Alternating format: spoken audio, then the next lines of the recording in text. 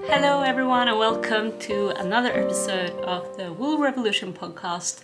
My name is Helena and welcome. I'm so glad that you are here, that you want to watch another episode of this podcast. I'm filming with my new camera. I talked about that in my bonus episode, so if you haven't seen that, I recommend checking that out because look at the quality of this camera. I'm very happy. Even though the weather outside is so grey and gloomy. When I woke up this morning, there was this fog outside, couldn't see anything. And this is the last day of October that I'm filming, and we're definitely entering the dark months of the year. November and December are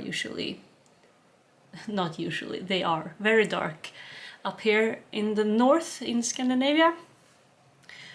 So I hope the lighting is okay because I think my new camera is the lighting looks okay. I look super pale though, but that's fine. And because the focus is so much better, can't really see the mess in the background, so I'm happy about that as well. I'm wearing the Winterfjell sweater. I talked about this in my very first episode, so I'm not gonna go into details about it, but it's a colorwork yoke. The design is by Ellie from Skandir, and I used the yarn Holst Super Soft for this sweater, and I'm super happy. The only thing I'm not very happy about is the neckline, especially the back. I'm not gonna show it now. I think I talked about that in the first episode as well. So yeah, it feels like such a long time ago since I recorded, but I don't think it was that long ago. But I have a lot to talk about. I have new cast-ons. I don't have anything finished, but I have a couple of new cast-ons and some projects that I am giving up on. Or one project that I'm giving up on. So that's unfortunate, but I've come to peace with it, so I think I'm alright. But maybe showing it here on the podcast will stir up bad memories from when I decided that I'm giving up. Another yarn-related news. This weekend I went to the yarn festival in Stockholm. I say the yarn festival because I think there is only one, and it's not really a yarn festival, it's more like a fiber craft festival. There's a lot of sewing and knitting and other types of fiber crafts, and I went with my mom, and it was super fun. So I got some lovely yarns at the festival, but I'm not going to show them in this episode, just because, and I've talked about this before, I don't really sympathize with the whole consumption focus and materialistic focus of showing things that you have bought just for the sole purpose of showing off that it's something that you consumed. So I'm going to talk about the yarns when I actually knit something with them or use them for something. So I hope you respect that. I'm very conflicted to this aspect of knitting, and I could feel it at the yarn festival as well. A lot of, you go there to buy yarn, that's essentially it. Of course, there are other reasons as well, meeting up with other knitting friends maybe, but the main purpose of the yarn festival is to buy and sell yarn. So I don't know what I feel about that, and it gets almost like not a pressure to buy yarn, but what's the right word? Just some kind of force that drives you to consuming, often more than you should or more than you planned, and that's doesn't sit well with me. But I mean, I'm no better. I bought yarn as well, so yeah, you need something to knit with, of course, but I hope you understand what I mean. So we'll talk about the yarns when we get to them, and we will, I promise, because I'm very happy with what I bought. So other than that, I'm working my last week, or I have 1.5 weeks left on my current job before I start a new job, and so I'm going to have 2 weeks off, or like 2 weeks of free time in between my jobs. So I'm looking forward to that. Hopefully a lot of knitting time, but also recording time. I have some ideas of episodes or videos that I want to record. So hopefully I'll have time to do that. But that's enough chatter for now. I'm going to... Ooh, a bird. I'm going to dive straight into knitting now. First, I'm going to talk about the failure. But it's also a success. Let me show you. So I am saying goodbye to this sweater. This has been with us since the first episode. It's my saddle shoulder sweater. If you remember, it had these cable going down on the shoulder and this sort of button band here, half button band. And you could probably tell in the last episode I wasn't very happy about how this was progressing. So I've come to the conclusion that I'm going to frog it. It's not a complete failure because, hear me out. First of all, I learned a lot about knitting saddle shoulders, so this will not be my only try at knitting a saddle shoulder sweater. I will definitely give it another go in the future, and I got a lot of tips, or some tips from you also in the comment section, which was very appreciated. But it's just not working. The main problem doesn't really have anything to do with the saddle shoulders. It's just that the fabric, because I knitted this in a really tight gauge, and it's let lope yarn, and I think I used 4mm or 4.5mm needles. So the yarn, the fabric is so thick and it doesn't have a very nice flow to it. So yeah, once I realized that, it was hard to keep going for any other reason, because that sort of affects the whole sweater, doesn't it? So that's one reason, the main reason actually. Because the shoulders, I could have reworked them again, no problem, and the fit, I was worried that the fit was a bit snug, and that was also an issue, but I think that could have worked itself out when blocking. But yeah, all in all, it's just too many reasons for me to not continue with this project. But on the upside, I have started a new Let Lope project that I'm gonna show you now. So instead of knitting a sweater, I'm knitting a cardigan. And it's not a saddle shoulder construction, it's just a regular, yeah, I think you can understand the construction just by looking at it. I'm almost scared to talk about it, because maybe this also fails, and then in the next episode I will be here talking about what's wrong with this, and then I'll have started my third project with this yarn. But so far I'm happy. I dare not say it, but now I did anyway. So this one is pretty easy, the construction. This is the back. So I started by just casting on a number of stitches, can't remember now. Knitting the back piece, increasing for the armhole. Right about here, I started increasing. So far so good. On the front, I picked up stitches here, and then I had a look at other sweaters with this construction.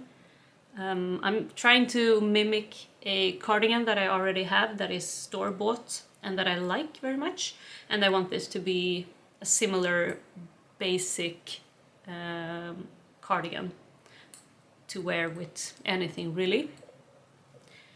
And what I notice is if I do like this, now this is not in a very extreme shaping or anything, but you can see that it almost narrows down here in the middle before I start increasing here, because that's what it looks like when I look at finished sweaters with this construction. It's a bit more narrow here on the top of the shoulder, and I did that by binding off stitches.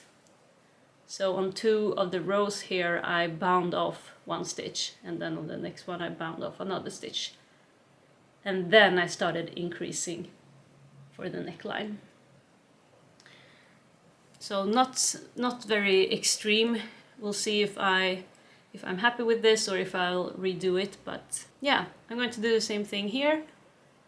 And then when I have these 2 front sides, I can actually start to see. I hope you don't hear that. There's a car going off here.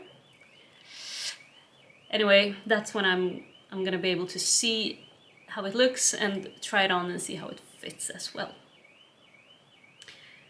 So I'm happy with it. Like I said, not much to talk about so far, but we shall see how it goes.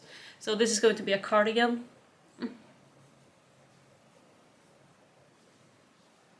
Beautiful.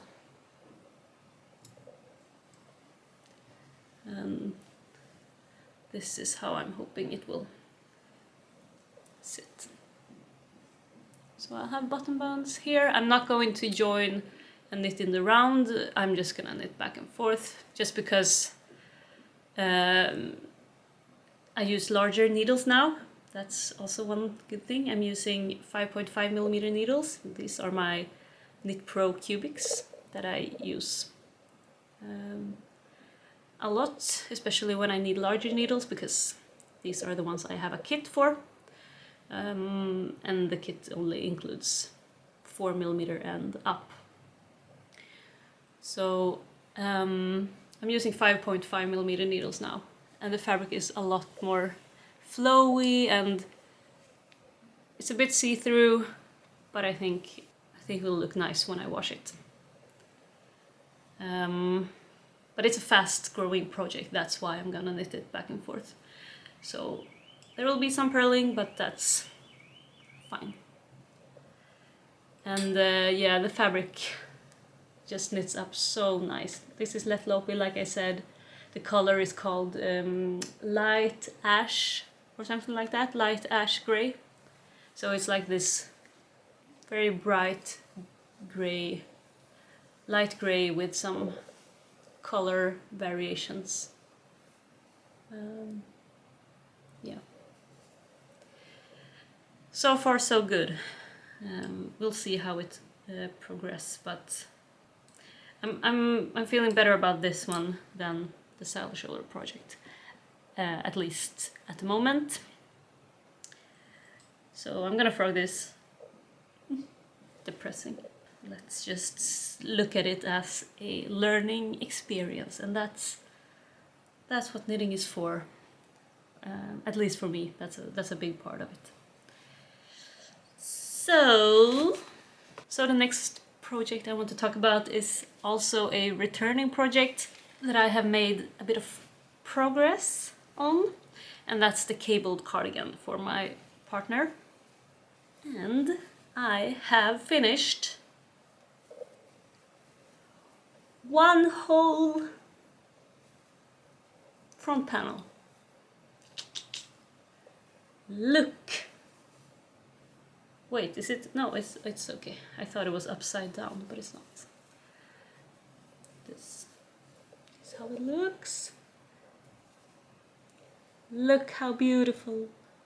And the color of this yarn, once again, I am so ecstatic about it. It's like this brown with red, like reddish brown color. Lovely, lovely color. It's Rauma tretråd. Let me show you. Rauma tretråd strickegarn is what it's called.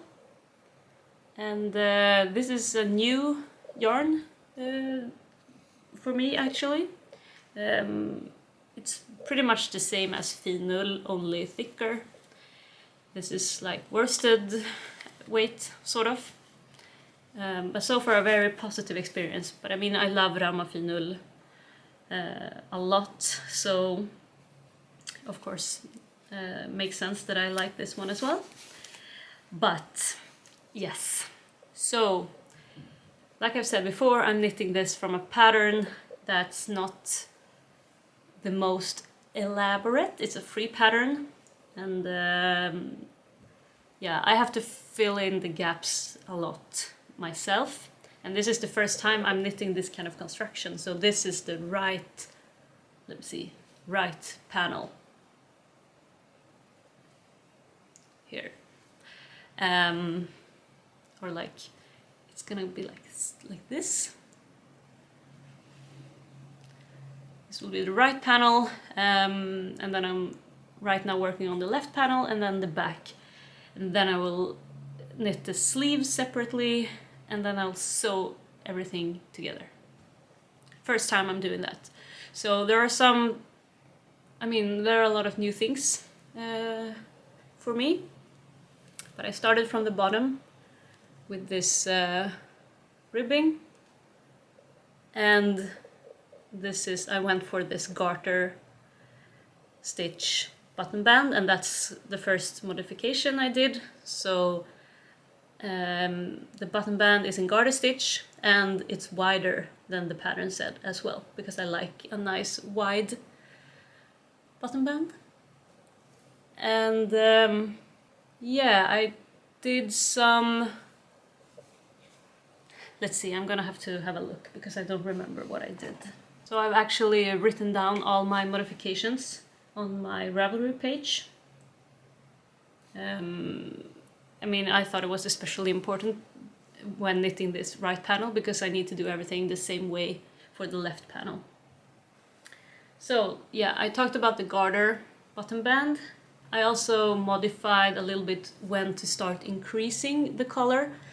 As you can see, the design sort of has like a shawl color, and you can see when I put it on me here to try out, I sort of folded it like this, because that's how it's gonna, at least that's how I imagine it's going to lay here around the neck. And so yeah, I modified a little bit how often to increase. Now when it's done, I kind of regret not maybe increasing a bit more.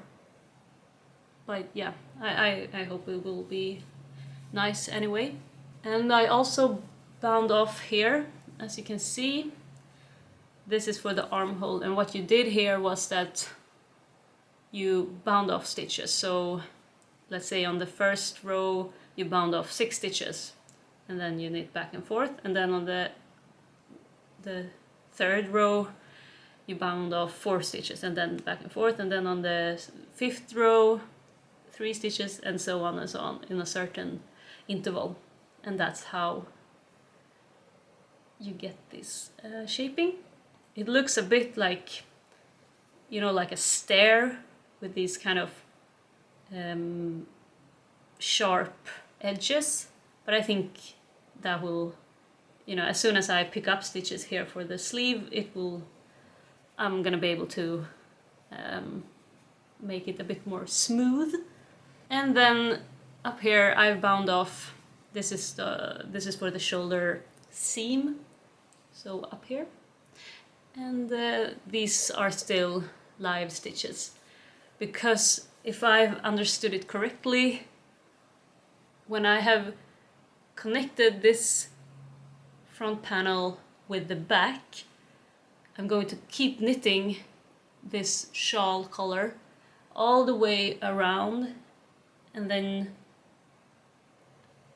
all the way around to the middle of the back neck, and I'm gonna do the same for the left shawl collar, and then I'm gonna sew them together in the back, and also sew it together with the top of the back panel. That's what I've gotten from the pattern so far, so we'll see if that's what I'm actually gonna do. Yeah, I think that's what I've done, and I've just started the left panel. And if you think it looks big, then I agree with you, it looks really big, and I imagine it will be even bigger after I've washed it. But, and I did also, I knitted maybe like 2 or 3 decimeters, and I did these decreases, but then I tried it on my partner and it looked too long. So I actually redid like 2 decimeters of this. Because, I mean, if it's too wide, it's not really that big of a problem. I mean, he could wear it as a jacket almost, and you know, it's still gonna be a cozy, nice cardigan. But if it's too long, I don't know, I don't want it to go past his butt. So yeah, that felt like a more important issue for me to fix, and an easier issue to fix, mind you, because otherwise I would have to redo the whole thing. So maybe it'll be like a short, wide cardigan. No, it still looks quite long, to be honest. So, but I'd rather have it too big than too small. But I'm feeling kind of stressed to finish this. Like I said, it's tomorrow. It's November, and yeah, I want him to be able to wear this cardigan this winter, and preferably I'd like to be done before January, because in the middle of January we're going skiing, and it would be perfect for him to have this in the cabin. So next project is one that I'm very thrilled about. It's a new cast-on, and it's from a book that I borrowed from the library actually, and that's really good recommendation from me. If you have a local library, I recommend checking out if you can borrow knitting books from them, or in some cases what I did was that I ordered the book, so they send it to my local library, which is so nice, and it's just a great way to support your local library and also take part in or get to experience knitting books, in case you don't want to buy them all, or maybe you don't have the money for it. So this is the book that I borrowed from the library. It's in Swedish. It's called Stickat till vardags by Erika Åberg. And I borrowed this particular book because I had a particular pattern in mind. And that was this one. It's called Austasjön, Austersson. And it's a colorwork yoke. And I think I talked about my Hillesvåg yarn in some previous episode, and that I was not certain, I was not sure what to use it for, but this is the perfect project for it. And I'm just gonna show it to you now, and then I'm gonna talk about it. Now it's a bit scrunched up on the needles, but this is it so far.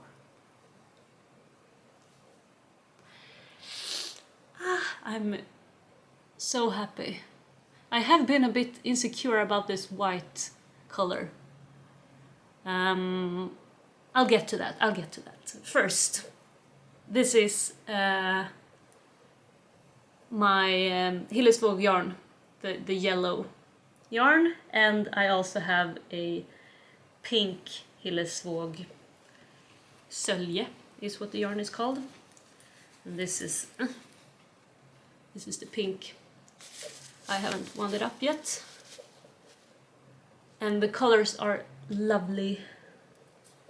I wanted to do something with these two colors. And this sweater, the main color is gonna be this pink, because that's the one I had the most of. So after I'm done with the color yoke, it's gonna be in pink. Do you like how this is how I want you to imagine the pink body and the colorwork yoke. I have modified the pattern a little bit so far. The first one being this neckline. I am going to fold this down, I think. I haven't tried it on yet, but I think it's gonna look like this. And in the pattern, which is actually quite cool, they have you doing short rows in the ribbing. That's something I've been wanting to try out actually, but since I wanted to fold this double, I thought it would look weird, so I just did short rows underneath here. As you can see, this is the back, and yeah, this is the back, and the front. You don't really have that space between the ribbing and the colorwork section. And one thing that was a bit weird in the pattern was that after you did the ribbing, it said decrease X amount of stitches, and then 2 rows later it said increase X amount of stitches. I didn't really understand why, so I just put those 2 rows together, basically calculated. I don't remember now if I had to increase or decrease, but sort of the difference between the two, I just did that instead. So not a big thing, but still. And a third modification is that in the pattern, I think they want you to use 7 colors. Actually, let me see. 1, 2, 3, 4, 5, 6, 7 colors, including the main color, but I'm only using 5 colors. So when I'm knitting from the chart, I don't have an exact plan. I just go with the colors that I think will work. So they have, like, each section has a main color. So for this section it's this rust orange color, and for this it's the black color, and for this it's the white color. So I just want them to be balanced in a nice way. And the white color, like I said, I haven't been, I don't know, it looks a little bit, it pops out a lot compared to this. I mean, if I do like this, you only see this section, and then it looks very muted and not super high contrast. But this one just, it's in your face, and I wasn't, I don't know, I regret not using a more of a beige color, because I had this yarn that I could have used instead. But I don't know, maybe it's nice to have a pop of white just to break it off. Maybe it will look nicer when I have the entire colorwork section. It won't be as obvious. It will just sort of melt in better with the other colors. I don't know, what do you think? I think I'm gonna keep going, but I'd love to hear what you think. But otherwise, I'm like I said, so happy with how the colorwork is turning out. And yeah, if you watched my bonus episode, you probably know that I'm super into textured colorwork because the sock design that I'm working on right now has textured colorwork in it. So you can understand why this pattern really made me intrigued. And I'm also thinking of the Bohus sweater. I'm gonna pop a picture up here. It's a sweater that is like a classic traditional Swedish pattern. It also has these very nice pearl bumps in the colorwork yoke, and it just has such a nice, it's so nice. It looks like you have a necklace almost. So it's very like, yeah, it looks very elegant and yeah, so pretty.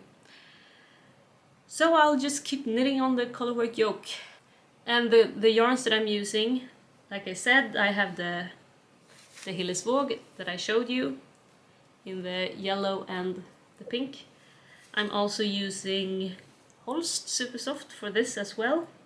So actually the Holst that I'm using, actually all three colors, now that I'm looking at it, I see it's all three colors. The rust, the white and the black are also in here. The black, or it's not black, it's like a dark gray, and the rust color and the white, it's not really white either, it's like almond. I think the color is called almond or something like that. So that's really nice, because the black, I have a cone of this, so I still have a lot left. And the rust, I don't have a lot, but still enough, I think. And the white, or the almond, I also bought a cone of that a few years ago, but I wound it up like this. So happy to see my yarns being used in multiple projects. That's a nice feeling of really making use of the yarn that you have in your stash.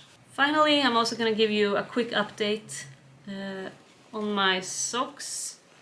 Like I said, my sock design Skeppsholmen that I'm working on, I showed them in my bonus episode. Oops, I'm dropping my needles. I haven't done a lot more. I've just started the heel flap and finished this colorwork section for the upper part of the sock. The upper part, the leg of the sock. So it looks nice. I assumed this color combination would look nice, obviously, which is why I chose it. But it's turning out exactly how I hoped. So I'm gonna keep knitting on them. It's a bit, I don't really, how can I say? This is not really a project that I can just pick up and knit, because I'm writing the pattern at the same time, or at least I'm reading or like following the pattern and correcting it if something is unclear or simply wrong. So I need to focus a little bit when I'm knitting these, and I need to have my computer and so on. So it's not a super fast knit for me right now. Hopefully it will be for other people that knit it. But I'm hoping to have the sock finished sometime soon, or at least the heel part, and yeah, I just need to get the pattern ready, really. So I just wanted to show you the little bit of progress that I made. And that's about it. I am going to show you one more project that I haven't started yet. So right now it's just the yarn, but I want to ask you for advice if you have a nice pattern for a baby blanket, because yes, I'm knitting another baby blanket for another friend that's having her baby in February, but I need to be finished with the blanket mid-December, because that's when she's gonna have her baby shower, and that's when I'm gonna give it to her, or to her and the father. So I need to get going, because that's a little bit more than a month for me to knit it. But I have picked the yarn, and I'm going to knit the sweater in Rauma Finull. Sweater? It's not a sweater. It's a baby blanket. I haven't had lunch. I need to eat lunch soon. The colors that I'm thinking of using is these 4 colors. And they're all in Rauma Finull. I'm going to use these needles, my Chaya Goose 3.5 millimeter. And actually this yarn is a yarn that I bought at this yarn festival in Stockholm.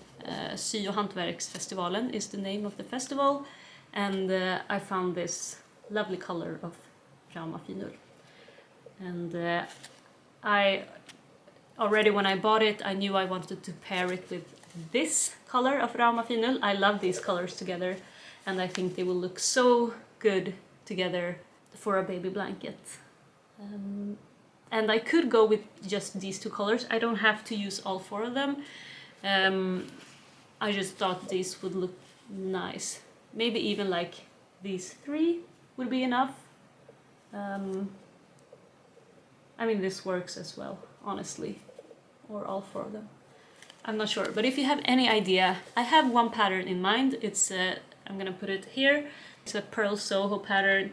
It's called Chevron Baby Blanket. That name just gives me because Chevron, if you don't know what that is, you can Google it.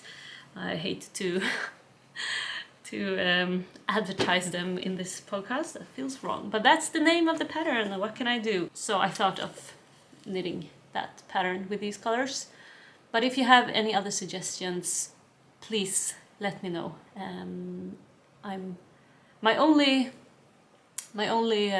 requirement really is that I'm gonna have to use these 2 colors. So it needs to work with 2, 3 or 4 colors, and it can't be too complicated, because like I said, I only have a month to knit it, and it needs to be knitting, not crochet, because I don't have a crochet hook that works for this thickness of yarn.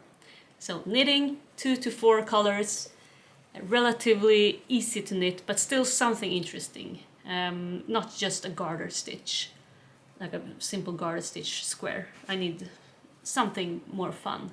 Ideally some kind of lace pattern that looks good, just like the baby blanket I just showed you, the pattern I just showed you. I thought about having squares where each square has a certain lace motif. So yeah, hit me up with pattern suggestions. And hopefully by the next episode, well, not hopefully, I'm gonna have to be somewhat finished with it in the next episode. So wish me luck. And now I need to go and have some lunch because I'm starving. And yeah, thank you for watching. It feels good to record again. And like I said, I hope to put up fun videos in the upcoming months. Another exciting news is that I'm not only starting my new job, I'm also moving sometime in the coming 6 months, let's say 6 months. I've told myself that next summer I'm not going to spend that summer in this apartment. So that's the goal. But we shall see. I'm gonna have to find something, or we're gonna have to find something, me and my partner, that works for us. But I'm hoping to record a little bit about that, because in my new apartment I would love to have my own crafting space for knitting and sewing. I do have a sewing machine, but this apartment is too small for it to have any space here, and I also I'm not very good at sewing, so I hope to get better at that. So all that to say, stay tuned, and thank you so much for watching. It's so nice to have you here. It really feels like we're having this podcast together, and I'm happy about that. So leave me a comment. I read all the comments that I get, so or come talk to me over on Instagram. My name is Wool Revolution, or just stay tuned for the next episode, and I'll see you then. Bye.